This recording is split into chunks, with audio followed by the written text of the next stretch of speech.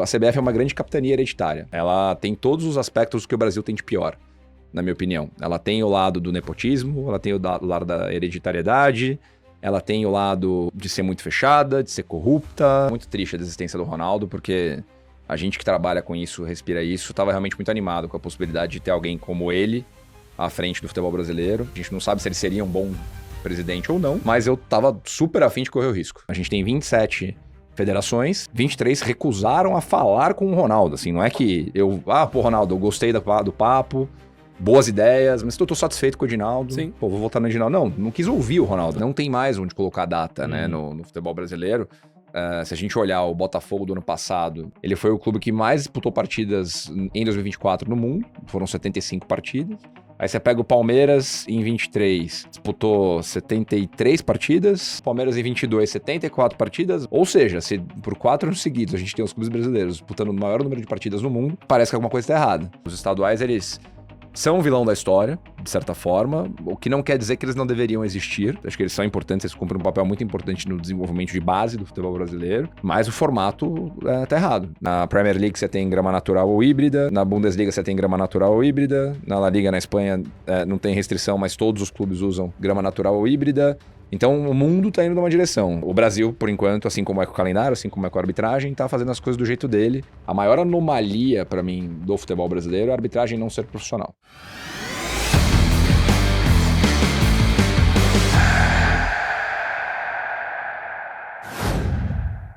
Está valendo! Começou mais um episódio do Sports Market Makers, o podcast do Market Makers em parceria com a Outfield, que te deixa por dentro de tudo que envolve o mundo de esportes e finanças. Estamos aqui com uma gravação extraordinária, porque Ronaldo Fenômeno desistiu da sua candidatura à presidência da CBF. Fiquei bem chateado com isso, porque botava fé que o Ronaldo seria o presidente da CBF, poderia aí fazer o futebol brasileiro evoluir, porque a gente está acompanhando muitos probleminhas que estão acontecendo no futebol brasileiro, e a gente vai falar um pouco deles hoje, e como que a Confederação Brasileira de Futebol poderia melhorar esses problemas, né? Para quem está acompanhando aí, muito problema de calendário envolvendo data da final de Campeonato Paulista, data da Copa Intercontinental do ano passado, onde o Botafogo foi campeão brasileiro e no mesmo dia teve que viajar para jogar a Copa Intercontinental. Esse ano vai ser ainda pior, que a Copa Intercontinental é 11 dias antes de terminar o Brasileirão. A gente vai falar sobre isso.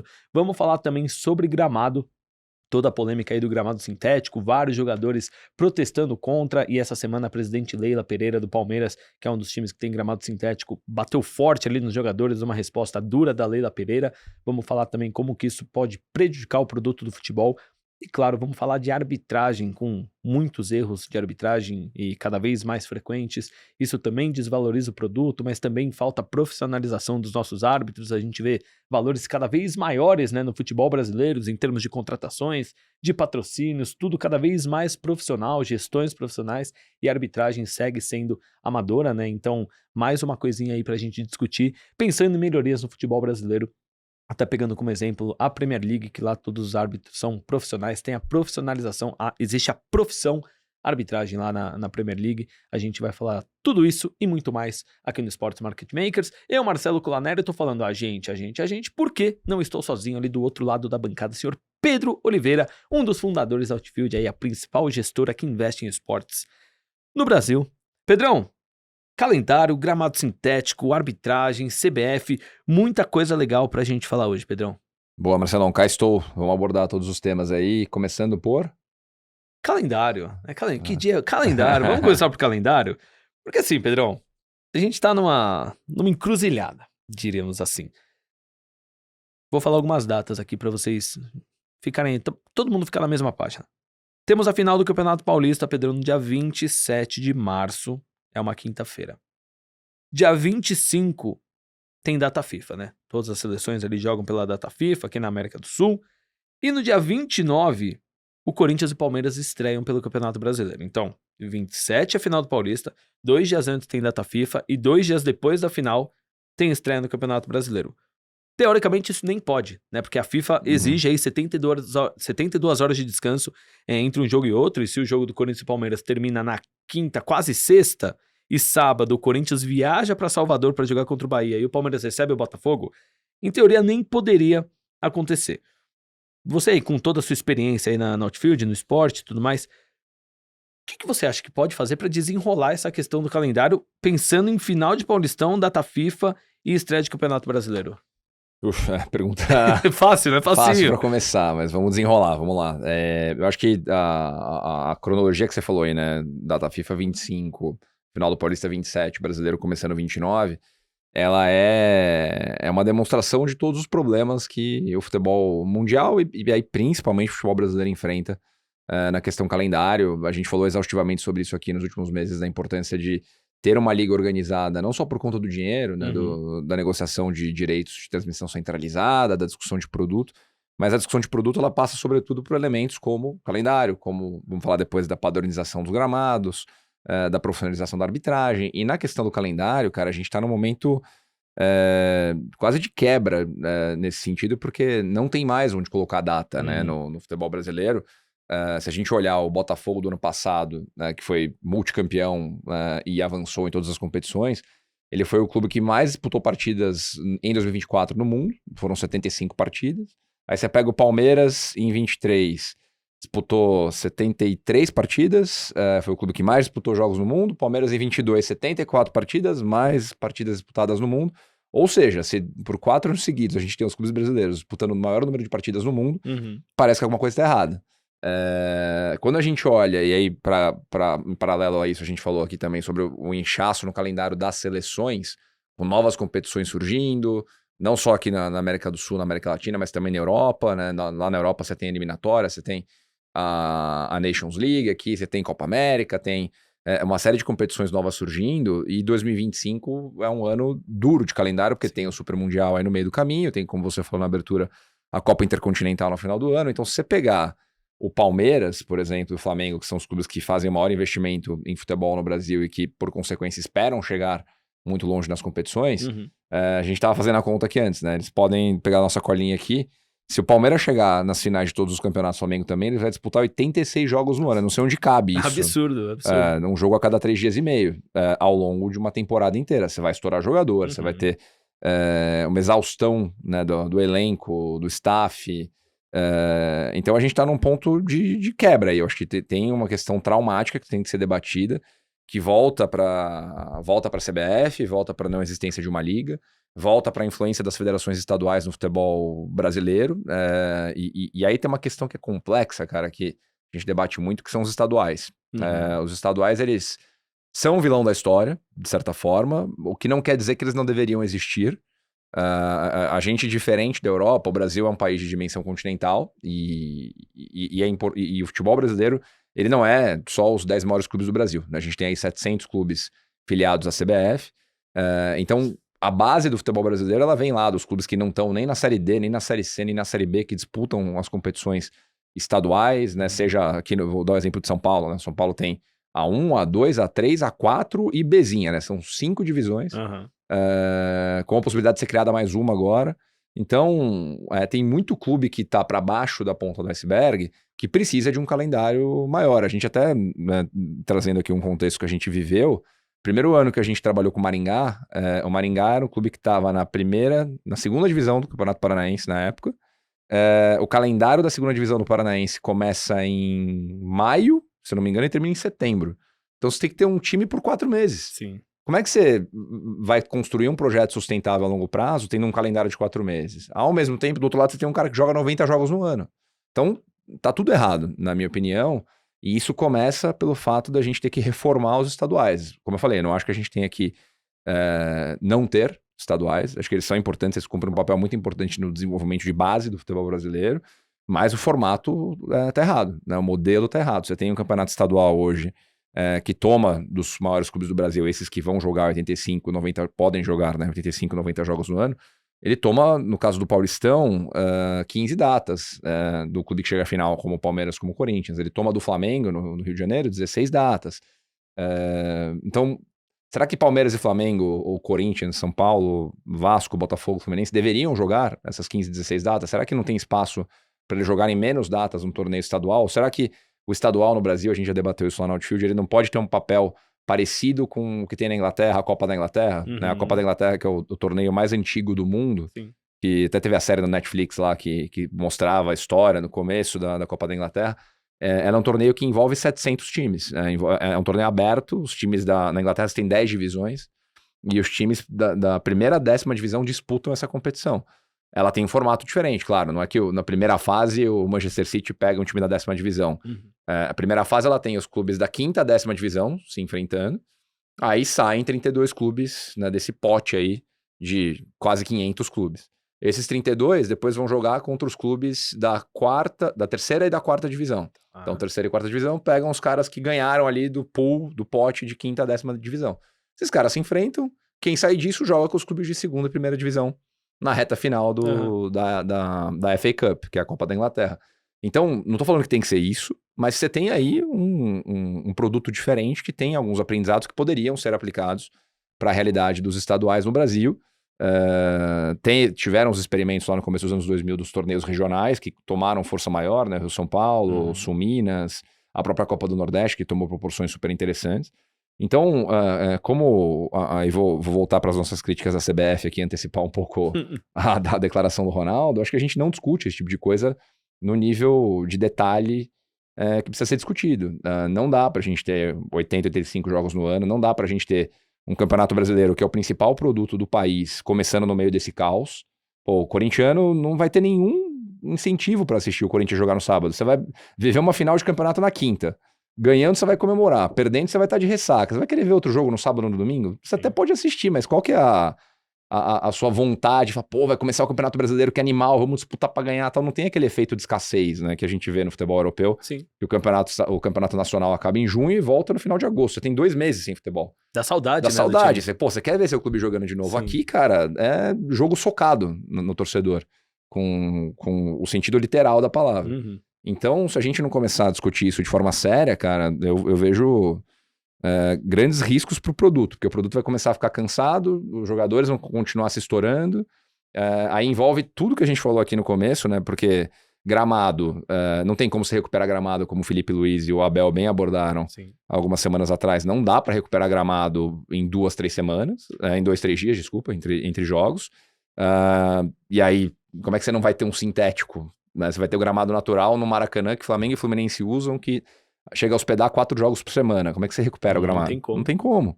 Então uma coisa vai levando a outra, meio que um efeito dominó. A arbitragem é a mesma coisa, né? O cara tem que apitar 3 jogos por semana, sendo que ele não é profissional, sendo que ele não se prepara para isso fisicamente falando.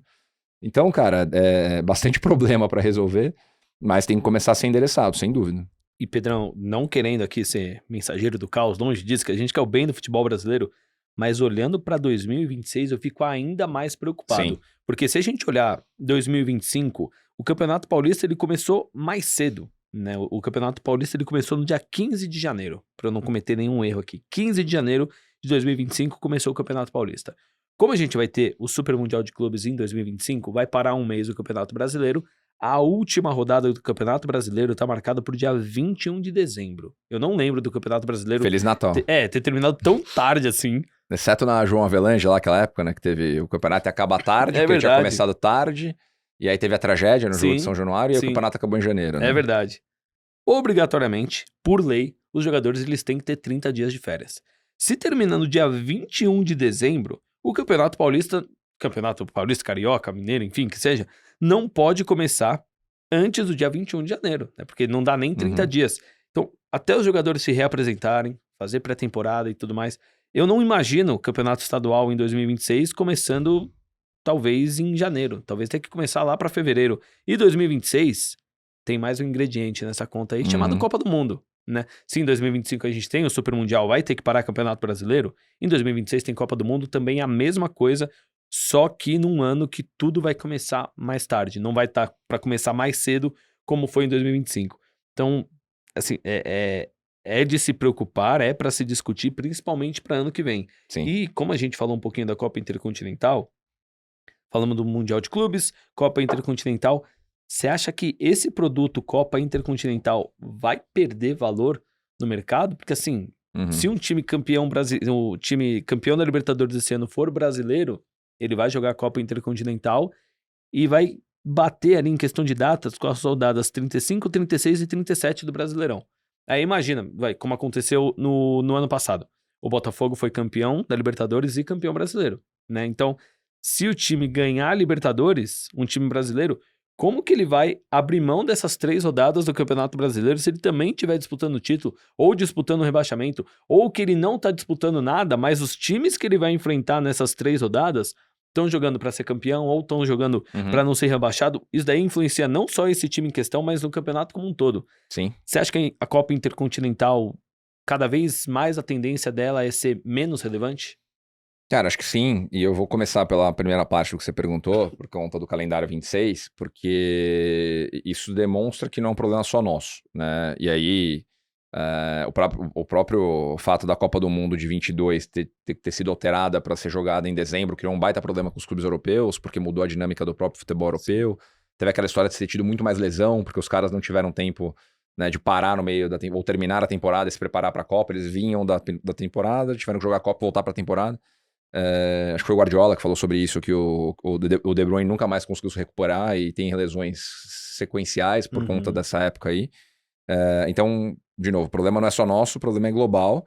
Sobre Brasil, honestamente, eu duvido muito que a gente vá começar depois. Acho que o que vai acontecer é que vai começar antes com produto esvaziado, com clubes botando categoria de base ou jogadores reservas em campo. Aí falando só dos clubes de Série A, né? Que são os clubes que vão terminar nessa época do ano. Clubes de Série B, C, estaduais de outros estados que não tenham clubes na Série A e na Série B, podem eventualmente começar antes com elencos cheios, né? Mas via de regra, os principais clubes do Brasil, eu acho que eles vão ter que começar com categoria de base e jogadores reservas, porque não tem como, né, o estadual começar em fevereiro num ano desse, em que você vai ter que, assim como esse ano, parar até por um tempo maior para preparação para a Copa, enfim. Então, realmente é bem complexo, cara. E em relação ao Super Mundial de clubes e a Copa Intercontinental, eu acho que assim, já perdeu importância. Até falo por todo mundo que eu conheço que consome futebol. Ninguém assistiu, exceto o Botafoguense ano passado. Sim. Ninguém assistiu, e os próprios botafoguenses sofreram com esse efeito, com perdão do termo, broxante, de, pô, fui campeão brasileiro no domingo e na quarta eu já vou pegar o Cruz Azul pelo... Cruz Azul? Foi o... Não foi Cruz Azul, foi uma besteira. Mas vou jogar pela Copa Intercontinental na quarta-feira. Então você cria esse anticlímax, cara, que a gente falou disso na época, né? Pô, ganhei no domingo, peguei o avião, fui pro Oriente Médio para jogar o Mundial de Clubes. Se eu ganhasse o jogo na semifinal, eu ia ter que jogar 3 dias depois contra o Real Madrid. Claro, que é legal pra caramba você jogar contra o Real Madrid, mas boa parte dos botafoguenses que eu conheço, inclusive falaram, cara, se eu tivesse mais uma semaninha para me preparar aqui, eu ia. Só que eu tava no Engenhão no domingo comemorando o título, não ia pegar um avião pra ir pra lá. Talvez tivesse passado, né, na semifinal e pegado o Real Madrid, a turma teria viajado. Mas acho que tudo isso cria, de novo, um produto inchado, um produto que perde apelo. A convivência do Super Mundial de Clubes com a Copa Intercontinental, que eu gosto da ideia do Super Mundial de Clubes, tá? Acho que é um produto interessante. Substituindo ali o que era a Copa das Confederações antes. Então, cara, e o exemplo que você deu é perfeito. Se você pegar um Palmeiras, um Flamengo, os clubes que mais investem, né? Um Botafogo, o próprio Cruzeiro, Atlético Mineiro, sei lá, que seja o Corinthians, o São Paulo, o Santos, que ganha Libertadores e tá bem no Campeonato Brasileiro, o cara não vai abrir mão do Campeonato Brasileiro pra ir lá jogar a Copa Intercontinental neste formato que ela tá vivendo hoje. Então, acho que é uma pena, cara, porque a gente cresceu vivendo, né, Mundial de Clubes. Sim. Como esse Mundial de Clubes. Todas as brincadeiras, né, do Palmeiras não tem Mundial, Corinthians demorou pra ganhar, ou 2000 era Mundial, não era Mundial. Ouvi muito. Não, e a discussão é legal, né, assim, independente. Pra mim é tudo no campo mundial e vamos ser felizes falando de futebol um pouquinho. Mas é uma pena que o torneio seja esvaziado por conta desse inchaço desproporcional do calendário, né. Só eu dei uma olhadinha aqui no Google, foi Botafogo e Pachuca. 3-0. E assim, o Botafogo jogou no domingo, foi campeão brasileiro, e na quarta já jogou contra o Pachuca. Voou 20 horas. Exato, né? Não é que jogou. Fuso horário de 8 horas. Foi lá pro Catar jogar, assim, então... loucura o que aconteceu. E o Arthur Jorge foi criticado porque poupou titulares, né? Sobrou assim, até pro avião, né? Até pro avião sobrou. Pedrão, falando aí do calendário, uma outra polêmica recente do futebol brasileiro é sobre gramado sintético. Em fevereiro, vários jogadores protestaram contra gramado sintético, né? Entre eles, o Lucas Moura, o Neymar. Felipe Coutinho, Alan Patrick, Gabigol, Thiago Silva, assim, só jogador renomado. Criticou o gramado sintético, né, falando que causa muita lesão. Até teve um jogo Palmeiras e São Paulo no Allianz, na fase de grupos do Campeonato Paulista, que o Lucas não jogou, o Lucas foi reserva. E ele falou, cara, fiquei com medo de me machucar. Então, gerou toda essa polêmica. E a Leila Pereira, presidente do Palmeiras, que tem gramado sintético, deu uma resposta bem dura ali para os jogadores, né? Então, ela falou basicamente que são atletas que já deveriam ter parado de jogar, ao invés de ficar reclamando do gramado. E ela terminou falando, pô, se os gramados europeus são tão bons, ótimo, fiquem lá, não venham para o Brasil, né? Antes de entrar na questão gramado mesmo, Pedrão, o que você achou dessa declaração da Leila de se o gramado é bom, ótimo, vocês fiquem lá, não venham pra cá? Porque, pô, estamos falando de Neymar, Lucas Moura, Thiago Silva, Felipe Coutinho, Alan Patrick, Gabigol, Memphis Depay, muitos jogadores de nome que, claro que com todos esses craques, você melhora o produto do futebol brasileiro. Com certeza. Aí a Leila fala, então fiquem na Europa. Isso desvaloriza até o nosso próprio futebol, né? Claro. Não, cara, e acho que separando em duas partes aí, né? Acho que primeiro, em relação à declaração da Leila, eu sempre elogio ela aqui. Acho que ela é realmente uma das grandes gestoras aí do futebol brasileiro, né? Muito importante tudo que ela fez no futebol e faz no Palmeiras hoje.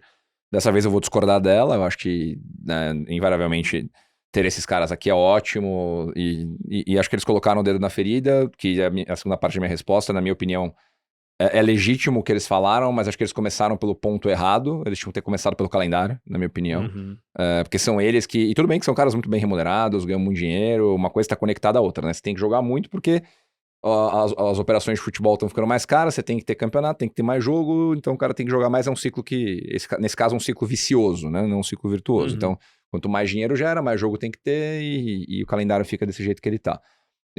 Então eu entendo que se fosse para protestar sobre alguma coisa, talvez fizesse sentido fazer os dois protestos juntos, né? Assim, cara, o calendário, como o Felipe Luiz, que é um cara fora da curva, muito bem explicou, não vou conseguir explicar tão bem quanto ele, mas, cara, na verdade você tem um problema de calendário. O problema do calendário faz com que muitos clubes optem por um gramado sintético, que é um gramado mais fácil de você manter.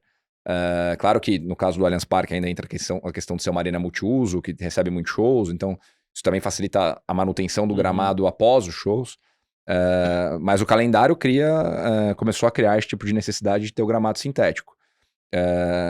Olhando lá para fora, e esse não é um problema que só o Brasil tem, né, isso já é amplamente discutido na Europa e nos Estados Unidos, inclusive falando dos Estados Unidos antes, na NFL, né, no futebol americano, tem um racha muito grande entre atletas e franquias em relação a isso. É uma discussão bem quente entre a Associação dos Atletas, que é muito forte, com os times, porque boa parte dos times, não vou lembrar quantos agora, tem grama 100% sintética nos seus estádios, e comprovadamente ela gera muito mais lesão do que a grama natural. Então, da mesma forma que o Lucas, já aconteceu na NFL de alguns jogadores não quererem jogar em grama sintética com medo de lesão. Principalmente a lesão de calcanhar de Aquiles, né? De rompimento de Aquiles, que... tendão de Aquiles, não calcanhar de Aquiles, perdão. Que é uma lesão super séria e ela acontece em grandes números na NFL em gramados sintéticos. Então, esse problema existe aqui, existe nos Estados Unidos, existe na Europa. Na Europa você tem país que já baniu o gramado sintético, né? O exemplo mais recente aí da Holanda, que Holanda e Bélgica, se não me engano, fizeram esse banimento em 2023 e deram 2 anos para os clubes se adaptarem a isso. Então, na próxima temporada, isso na Holanda eu tenho certeza, na Holanda vai ser obrigatório o gramado natural ou híbrido, então você não pode mais ter o sintético puramente falando. Se a gente olhar para outras ligas, né, você tinha preparado a colinha pra gente aqui, né, na Premier League você tem grama natural ou híbrida, na Bundesliga você tem grama natural ou híbrida, na La Liga na Espanha não tem restrição, mas todos os clubes usam grama natural ou híbrida. Então o mundo está indo numa direção. O Brasil, por enquanto, assim como é com o calendário, assim como é com a arbitragem, está fazendo as coisas do jeito dele, que se não mudarem, acho que, né, tende a piorar. Então, assim, eu acho que a declaração da Leila não foi correta, na minha opinião. Ela tem direito à opinião dela, claro.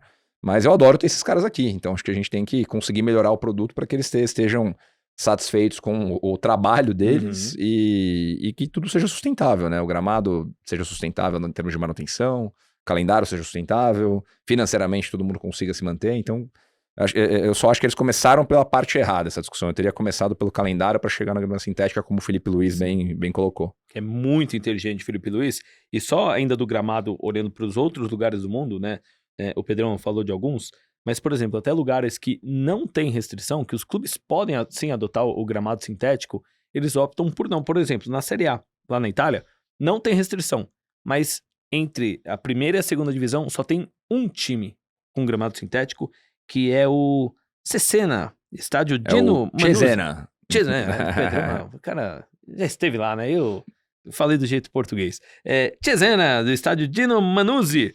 Então, na La Liga também não tem restrição, mas os clubes ou usam grama natural ou híbrida. Na Champions não tem restrição, só que a final obrigatoriamente é em algum estádio que tenha grama natural, né? Então, já mostra aí um pouco, como o Pedro falou, né? Todo mundo indo para uma direção e o Brasil indo para outra. Não concordei também com o que a Leila falou, mas deixei uma frase dela aqui pro final, que eu sabia que esse assunto ia vir à tona. Não concordei, mas com essa frase, aí eu vou ter que concordar. Abre aspas para Leila. Melhor jogar em gramado sintético de primeira linha do que em naturais esburacados. Também não adianta a gente exigir no Brasil, só pode ter gramado natural ou híbrido, não pode ter sintético. E a gente vê alguns gramados no Brasil assim que dá até medo, né? Então é mais uma coisa que o futebol brasileiro tem que combater. Total, e volta no calendário, né? Por que tem gramado natural esburacado? Porque não só por conta do calendário, né? Podem ter times que não fazem o investimento devido para manutenção do calendário, do gramado, enfim, mas a declaração dela, pela lógica, faz sentido, né? Você deveria, ao invés de ficar jogando em campo ruim, ter um campo sintético bom que te entrega uma possibilidade de desenvolver o jogo de uma forma melhor. Mas, usando o que o Alex Miller falou pra gente aqui da última vez, um problema não tem que anular o outro, né? Igual a história dos 2 cartões vermelhos lá do Gil.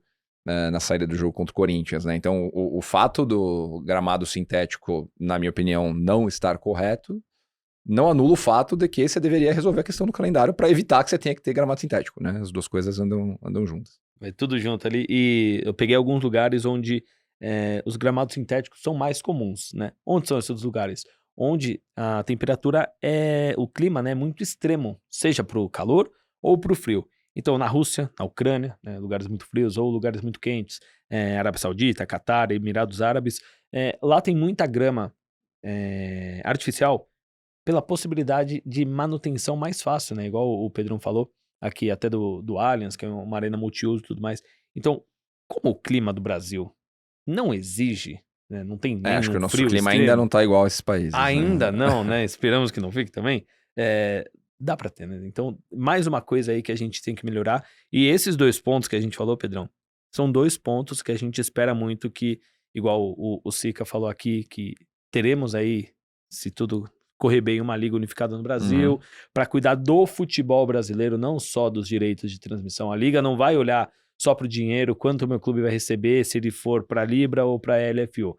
É o calendário, é o gramado e é também um outro ponto que a gente vai falar agora, que é a arbitragem, né? A gente vem aí, igual o Pedro falou no episódio do Alex Miller que a gente citou, a gente estava conversando sobre o Campeonato Paulista, e assim, teve o jogo nas quartas de final, foi São Paulo e Novo Horizontino. O pessoal do Novo Horizontino muito descontente com a arbitragem, foi a Edna que apitou o jogo, que ela deu o cartão vermelho pro jogador do Novo Horizontino, num lance que, assim, cada um com a sua opinião, lógico, mas a grande maioria entendeu que nem falta foi. A Edna tinha marcado pênalti, o VAR chamou, ela olhou, nossa, não foi pênalti, estava fora da área. Ela voltou e expulsou o jogador, então entendeu que foi falta. No jogo Corinthians e Mirassol, a Daiane Muniz sofreu muitas críticas por conta de um carrinho do Carrijo, né? Por trás até o lance que o Pedrão falou da reclamação do Gil, é que na semifinal Corinthians e Santos, o Zé Ivaldo deu um carrinho ali no tornozelo do Yuri que poderia até quebrar a perna do Yuri, que o Yuri... foi meio desproporcional. Não, fisicamente ele é muito forte, o Yuri, tanto é que jogou já no jogo seguinte.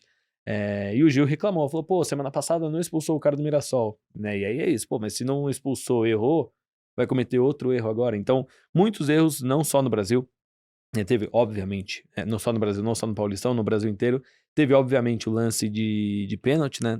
Ou não pênalti no Vitor Roque, ali na arbitragem do Flávio Rodrigues de Souza, que ontem apitou o jogo do Atlético Paranaense na Copa do Brasil e ele deu um gol. Eu não sei se você chegou a ver o lance. Não. Foi um chute de fora da área. Mas aí, calendário do árbitro, tá vendo? Apitou segunda, apitou quinta. E eu não vou lembrar o nome do time, mas foi um chute de fora da área que a bola, assim, desvia completamente na mão do cara e tá indo para um lado, vai no outro, e a arbitragem deixou passar também. Então, são muitos erros que acontecem. O Alex Miller deu uma declaração aqui muito interessante sobre a arbitragem, que é a coisa mais difícil de se fazer no futebol. É ser árbitro, porque ele até, vou roubar um pouquinho a frase dele, né, mas não exatamente as mesmas palavras, mas é o único integrante ali do jogo que não desliga em momento algum. Pô, se a bola tá no ataque, o goleiro do time, talvez, do time que tá atacando, obviamente, ele vai estar ali meio desligado. O árbitro não pode desligar, é muito difícil, tem que tomar ali milhões de decisões ao longo do jogo, em milésimos de segundos, e não sentado numa cadeira, né? Igual eu tô aqui sentado falando com vocês, né? É correndo, com atletas que tem nutricionista, fisiologista, preparador físico, uma estrutura assim de primeiro mundo, né, na maioria dos casos, para poder desempenhar o melhor do futebol, e a arbitragem não tem nada disso, né, não tem ali um treinador, um nutricionista, só se pagar do próprio bolso, e também tem a questão dos vencimentos, né, do salário do árbitro, que na maioria dos casos não possibilita que ele atue só como árbitro. Então tem o trabalho dele de árbitro, normalmente tem um outro trabalho, tem a questão da família, com toda a pressão que a gente sabe, né? Aqui, agora vou me colocar aqui na minha culpa. Quem nunca xingou o árbitro, né, no jogo de futebol? Como que você enxerga, Pedrão, toda essa questão da arbitragem, com muitos erros? Tem também questão de calendário, igual a gente falou, o árbitro apitou segunda, apita quinta, com um pagamento que talvez poderia ser melhor pelos valores que estão crescendo cada vez mais no futebol brasileiro. Cara, eu acho que você foi muito feliz em vários dos pontos que você levantou aí durante a pergunta e a explanação, porque a arbitragem, para mim, a opinião, né, ela é a coisa mais instrumental do espetáculo, né? O Alex falou aqui, falou, putz, se você tem um árbitro que vai mal no jogo, o jogo não flui, né? Você tem problemas, você tem o próprio jogo Palmeiras e São Paulo, segunda-feira, deixou isso muito claro, reclamações o tempo inteiro, a turma volta do vestiário já sabendo que não foi pênalti, buzina na orelha do juiz, e começa a discussão de cartão no cartão, banco de reserva colocando pressão, aí vira o ciclo vicioso de novo. Então, e quando o árbitro vai bem, você vê que o jogo flui, que pô, a chance do jogo ser muito melhor é maior. E ninguém elogia. E ninguém elogia, é verdade. Então a arbitragem, ela é muito instrumental na qualidade do espetáculo, não à toa, eu tenho certeza disso. No futebol europeu a gente acha o espetáculo melhor porque a arbitragem é melhor. E aí, concordando pra caramba com o que o Alex falou, né, o Alex Miller aqui naquele nosso episódio com ele, cara, são seres humanos que estão expostos a milhões de pessoas criticando o trabalho deles, então diferente da gente aqui que tá no escritório, ar-condicionado, se a gente faz alguma cagada, com perdão do termo, cara... Tem umas 10 pessoas vendo, pode ser que um pouco mais, né? Mas não tem 1 milhão e meio de pessoas vendo, te julgando em tempo real. Não, né? Vai passar na TV, te ofendendo. Né? Vai passar na TV dia seguinte, ali o lance. Exato, então tudo isso significa que esse cara tem que estar muito bem preparado do ponto de vista de performance, seja performance física, performance técnica, ele tem que ter um comportamento perfeito durante a arbitragem dele, então ele também tem que ser preparado para isso psicologicamente, para estar ali presente, tomando boas decisões. Então, para mim, e eu sempre falo isso para as pessoas que trabalham com a gente, investem com a gente, a maior anomalia para mim do futebol brasileiro é a arbitragem não ser profissional.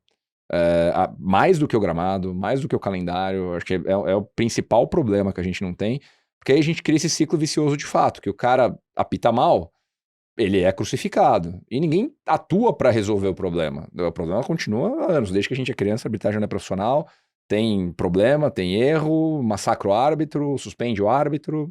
Aí o cara volta a apitar, ninguém sabe se ele passou por algum tipo de análise interna, de discussão. Então, eu acho que é muito importante a gente trabalhar em cima da arbitragem e ter boas pessoas conduzindo esse processo. Olhar lá para fora para pegar as boas referências. Acho que você tocou num ponto importante. A indústria inteira está crescendo aqui no Brasil. Então, claro que pode ter gente que fala assim, putz, R$7.000 por jogo é muito dinheiro no Brasil? Com certeza, R$7.000 é muito dinheiro num país como o Brasil. Mas diante da relevância que esse cara tem, ou né, esse homem ou essa mulher tem na arbitragem de um jogo que movimenta milhões de reais, então vamos lá, né, Allianz Parque, o Alex Miller falou aqui, renda do jogo, R$3 milhões. Me parece pouco um dos caras mais importantes do espetáculo ganhar R$7.000. Exato. Então, acho que tem formas de você ajustar proporcionalmente o quanto o cara vai ganhar, porque você tem justamente um incentivo maior, para que pessoas queiram se tornar árbitros profissionais. Você tem que ter um incentivo para um cargo que demanda tanta preparação e tanta pressão, ou que você saiba lidar com tanta pressão.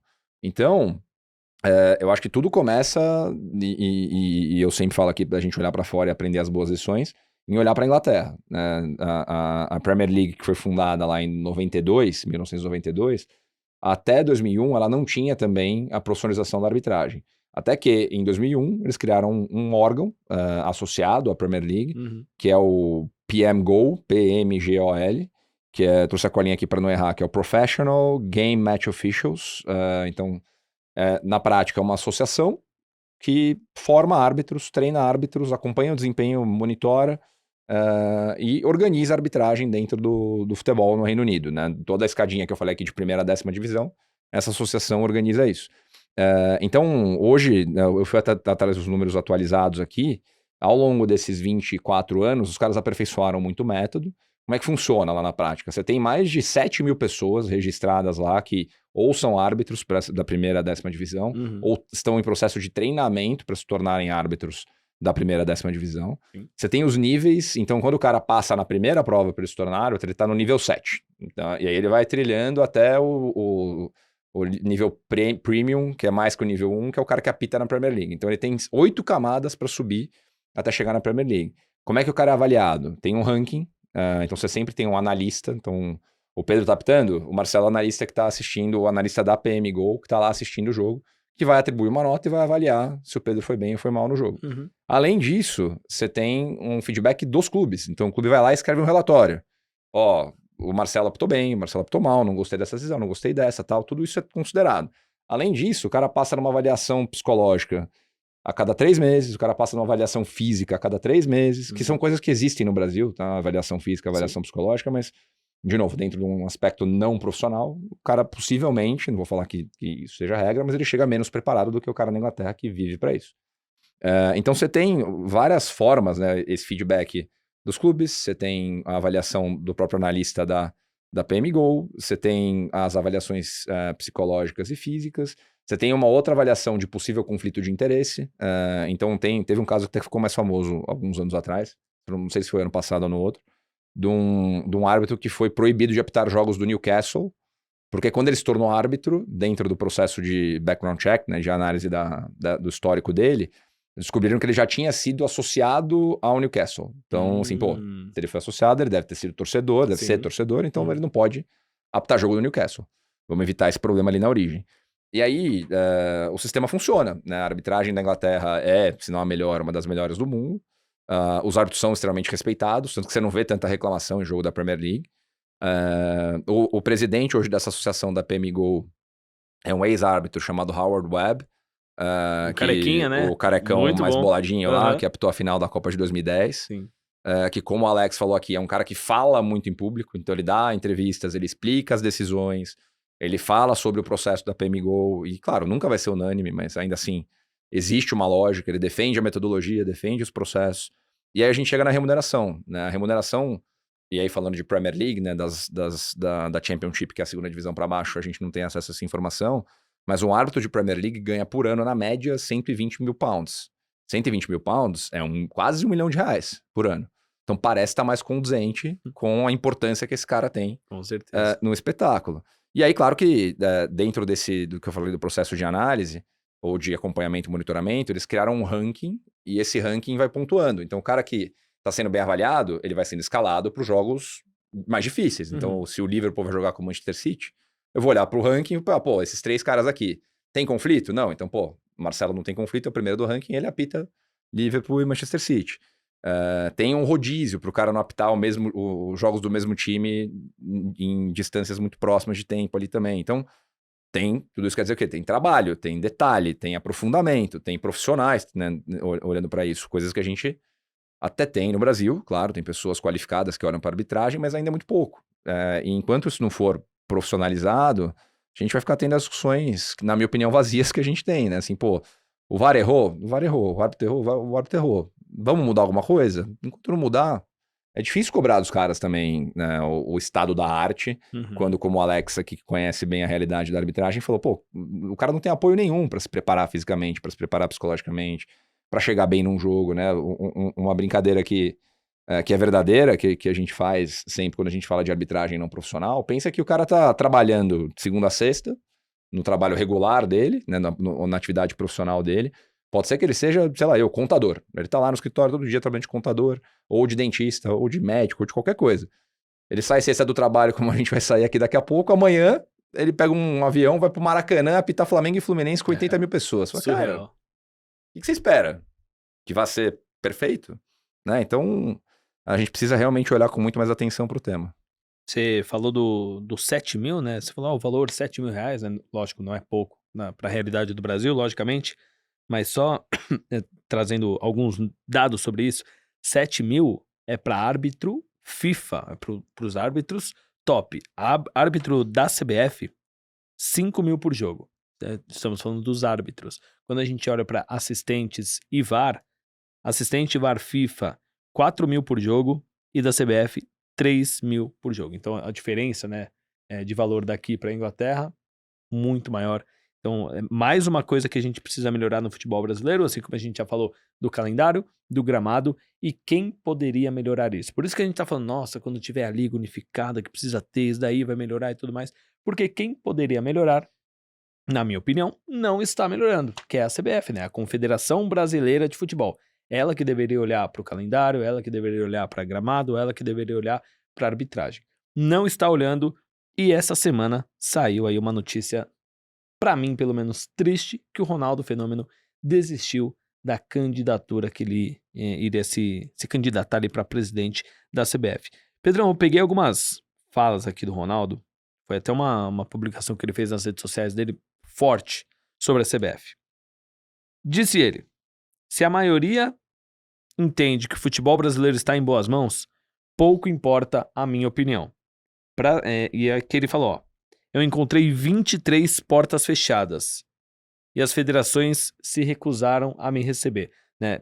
O Pedro vai falar com muito mais propriedade, mas para ele se candidatar, ele precisava de um apoio de pelo menos 4 federações estaduais e 4 clubes. E por que não receberam Ronaldo Fenômeno? Segundo ele, o argumento é que estavam todos satisfeitos com a atual gestão e apoiavam uma reeleição. Ele finalizou falando que ele não pôde apresentar o projeto dele, levar as ideias e ouvi-las como ele gostaria. Caminho para a evolução para o Ronaldo é o diálogo, a transparência e a união. Pedrão, um breve resumo aí da CBF, do Edinaldo, que hoje é o presidente da CBF. Você acha que o Ronaldo poderia ter feito um bom trabalho? O que impacta aí essa desistência dele? E já, para mim também, colocando o dedo na ferida da CBF. Bom, cara, vamos lá de novo, né? Esse é um tema complexo e, assim, muito, por um lado, muito triste a desistência do Ronaldo, porque a gente que trabalha com isso, respira isso, estava realmente muito animado com a possibilidade de ter alguém como ele à frente do futebol brasileiro. Um cara que a gente não sabe, né? Até o Mauro César, que teve aqui com a gente, né, falou isso ontem, é verdade. A gente não sabe se ele seria um bom presidente ou não, mas eu tava super afim de correr o risco. Né, até por conta do histórico dele, um cara que foi o Ronaldo Fenômeno, né, que depois de jogar, né, foi um empresário, tem uma agência que performa super bem aqui no Brasil, que é a Octagon, fez o movimento lá no Valladolid, virou dono de clube pela primeira vez, aí fez o movimento aqui no Cruzeiro, virou clube de dono de clube pela segunda vez, fez o evento de saída dele, a história dele do Cruzeiro teve começo, meio e fim, salvou o Cruzeiro muito possivelmente da falência. Então, como tudo na vida, o Ronaldo não vai acertar sempre, mas ele toma riscos, né? Ele, notadamente, com o episódio do Cruzeiro, ninguém pode falar que o Ronaldo não foi lá e deu a cara e fez um grande trabalho à frente do Cruzeiro. Então, a gente estava realmente muito esperançoso com a possibilidade dele assumir a CBF e mudar várias das coisas que a gente está discutindo aqui hoje, que a gente discutiu nos últimos meses. Isto posto, cara, a minha opinião é que a CBF é uma grande... para quem gosta de história do Brasil e acompanha o Brasil desde 1500, a CBF é uma grande capitania hereditária. Ela tem todos os aspectos que o Brasil tem de pior, na minha opinião. Ela tem o lado do nepotismo, ela tem o lado da hereditariedade, ela tem o lado de ser muito fechada, de ser corrupta, uma série de coisas que... E eu não estou aumentando nada aqui, né? A gente tem uma série de escândalos envolvendo a CBF nos últimos 37 anos, desde que eu nasci, pelo menos, né? Eu sempre lembro de escândalos envolvendo a CBF. E se a gente pegar a história da CBF, e por que o Ronaldo desistiu, por que eu tô rodando essa história, né? Porque volta justamente pro ponto que o Ronaldo colocou, né? A gente tem 27 federações, dessas 27 federações, 23 recusaram a falar com o Ronaldo, assim, não é que Ronaldo, eu gostei do papo, boas ideias, mas tô satisfeito com o Edinaldo, Sim. vou votar no Edinaldo. Não quis ouvir o Ronaldo, não vou te receber. Né? Absurdo. Não vou nem entrar no mérito que ele é o Ronaldo Fenômeno, todo mundo deveria querer conversar com ele em algum momento. Mas não quero receber, tô satisfeito com o que eu tô vendo e acho que a fala dele é, de novo, muito triste. Se a maioria acha que tá em boas mãos, pouco importa a minha opinião, quando na verdade a opinião dele deveria importar muito. Então, primeiro fato grave, né? 23 às 27 nem quiseram conversar. Segundo fato grave, é a forma como as eleições, e não só essa, né? O processo eleitoral é conduzido na CBF. Voltando um pouquinho no tempo, no ano passado, no final do ano passado, se eu não me engano, houve uma mudança estatutária na CBF, né? Então, na prática, um mês antes ali, umas semanas antes da Assembleia Geral, a CBF emitiu um comunicado convocando as federações para votarem em algum assunto importante. E aí você começa a questionar, né? Por que as coisas são feitas dessa forma? Porque quando a convocação foi divulgada, não tinha o objeto da reunião. Então, federações, venham para uma reunião na CBF. Ponto. Chegou lá, qual era a pauta? Mudaram o estatuto para botar mais uma reeleição. Colocada mais uma reeleição, hoje o presidente da CBF pode permanecer por até 3 mandatos, o que é até melhor do que já foi, né? Já vamos voltar aqui um pouquinho de história da CBF para todo mundo entender.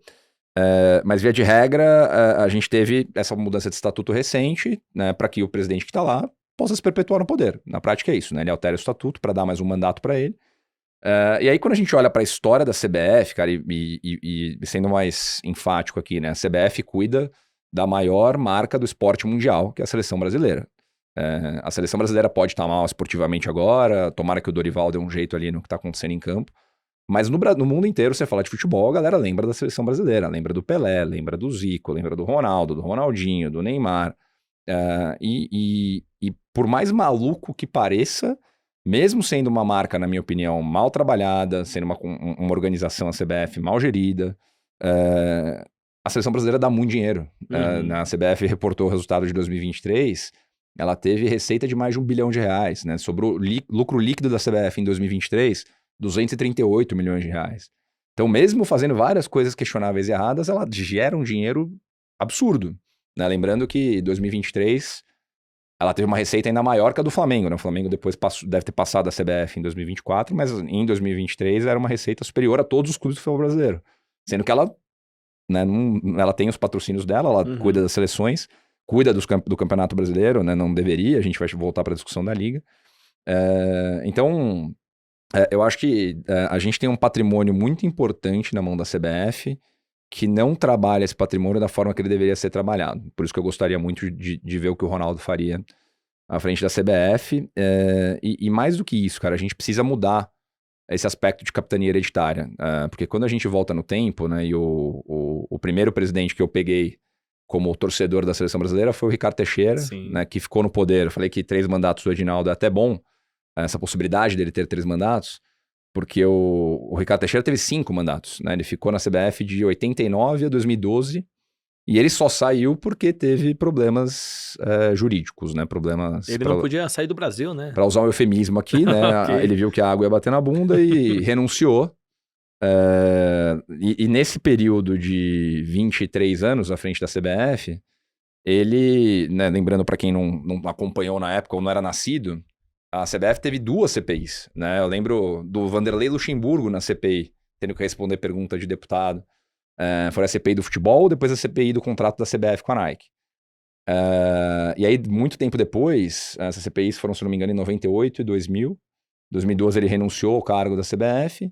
Em 2015 ele teve 2 mandatos de prisão expedidos contra ele, um nos Estados Unidos com acusações de fraude e lavagem de dinheiro, e um na Espanha, acusações de fraude e lavagem de dinheiro envolvendo o contrato da Nike.